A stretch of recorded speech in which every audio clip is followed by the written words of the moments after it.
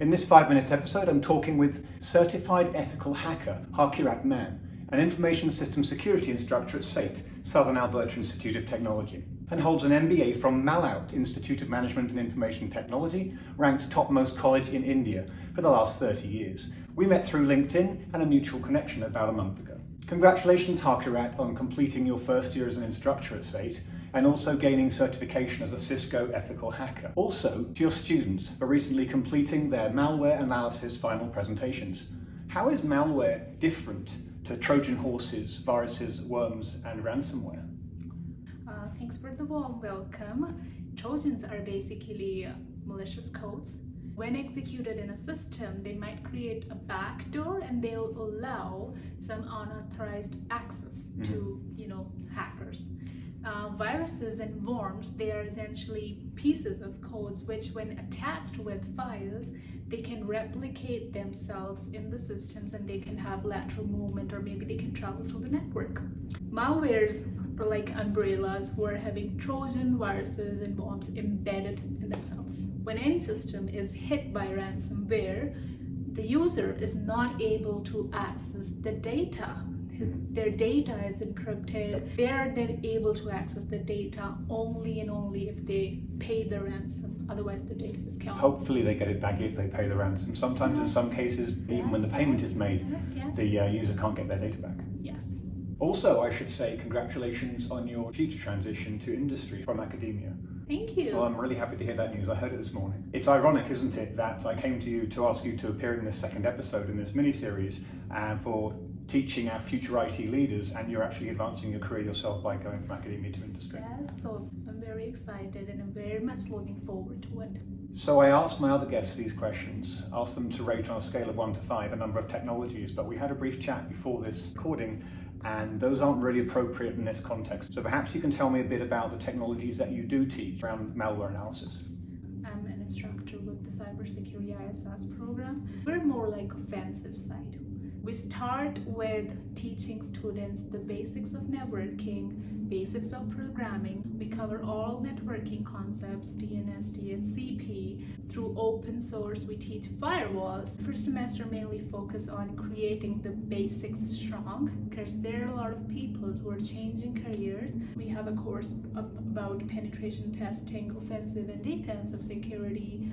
People learn how to, ethically break and then report things appropriately. We have social engineering component in the program included as well. Fantastic. So those are going to be really important skills for future CISOs to make sure they're not socially engineered or their team is not. Absolutely, yeah. This program then also it covers, big part of digital forensics, malware analysis. That foundation is critical for people to be able to build on it. Then they can understand how to take advantage of these vulnerabilities as an ethical hacker.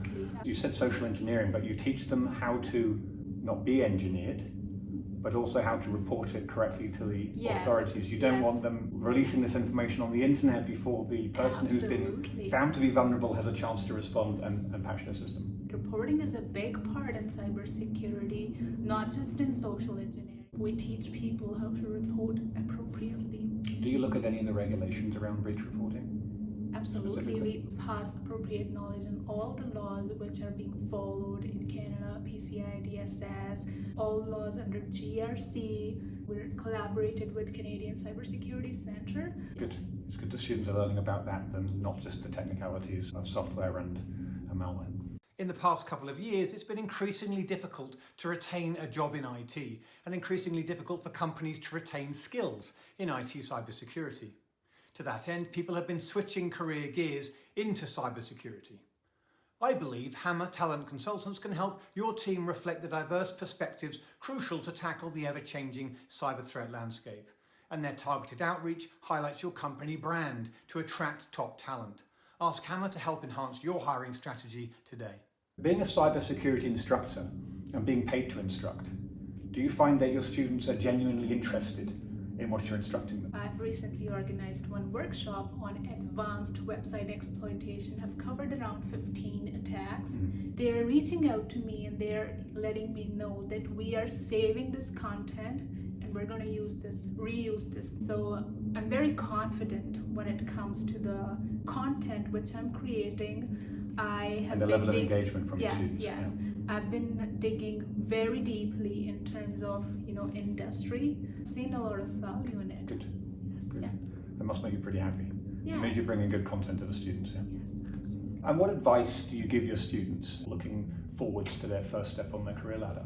Go to the events, go to the conference, connect on LinkedIn, let them know that you're very much interested in cybersecurity career, reaching out to people for advices, or maybe there are a few groups here in Calgary which people can join. And Canadian Cybersecurity Network, absolutely, maybe ISC the Canadian Cybersecurity Center, there's the LinkedIn group on that one. So just letting people know that they're interested. After SAIT, if students wanted to continue their education on a budget or for free, what kind of sites would you point them toward? Coursera or Udemy, or there's a skills build site which IBM is involved with too. There's a Fortinet Academy, Cisco Academy. They provide resources, platform for learning for free. There are many YouTubers, Network Chuck, Hackersploit. There are a lot of people that are posting their blogs. There's a lot of content on GitHub. People can learn for free for literally all of the certs in cybersecurity. They just need to type on the Google and then they'll get ample of resources. Internet is a great resource to learn. Thank you very much, Harkirat. It's been a pleasure speaking with you. Welcome. Thank you for having me here today. This year, Harkirat could have been instructing a future CISO. You now know about cybersecurity from a Technology Institute instructor's perspective, and how SAIT prepares students to begin careers in IT security. We've also heard how Harkirat's been successful in growing her own career. I'll be back in a week or so with the third episode in this series with a cybersecurity advisor to one of Canada's largest corporations.